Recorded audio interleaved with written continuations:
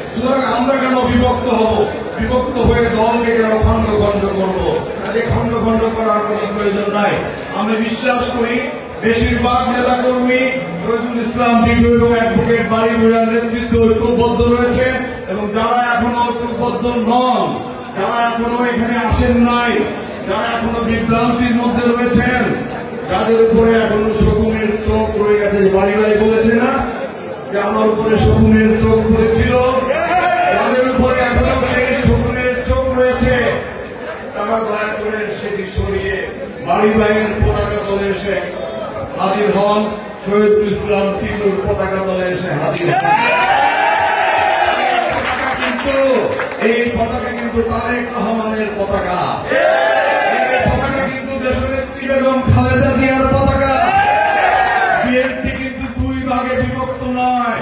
নারায়ণগঞ্জ জেলা বিএনপি কিন্তু একটাই কমিটি, যেটি তারেক রহমান দিয়েছে। থানা বিএনপি কিন্তু একটাই কমিটি, যেটি তারেক রহমান দিয়েছে। এই কমিটির নেতৃত্বে যারা ঐক্যবদ্ধ হতে এখনো কার্পণ্য করছেন, দেরি করছেন, দ্রুত চলে আসেন, সবাই আসলে ঐক্যবদ্ধ হই। আপনি নমিনেশন নেন, আমার কোনো আপত্তি নাই। যাকে নমিনেশন দেবে তার জন্য যেভাবে হাসিনাকে বিতাড়িত করার জন্য যেভাবে জীবন বাজি রেখেছি, আপনাকে বিজয়ী করার জন্য সেইভাবে এই জীবন বাজি রাখতে হবে।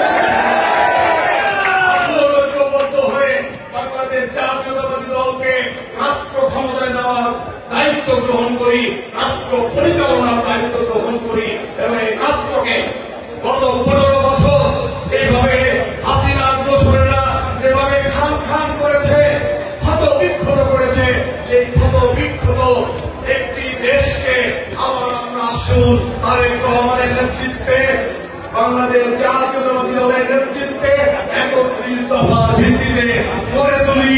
সেই ক্ষত বিক্ষত বাংলাদেশকে একটি সোনার বাংলাদেশে রূপান্তরিত করি। আসুন সবাই মিলেমিশে কাজ করি, সবাই মিলেমিশে ঐক্যবদ্ধ হয়ে এই দলকে এগিয়ে নিয়ে যাই।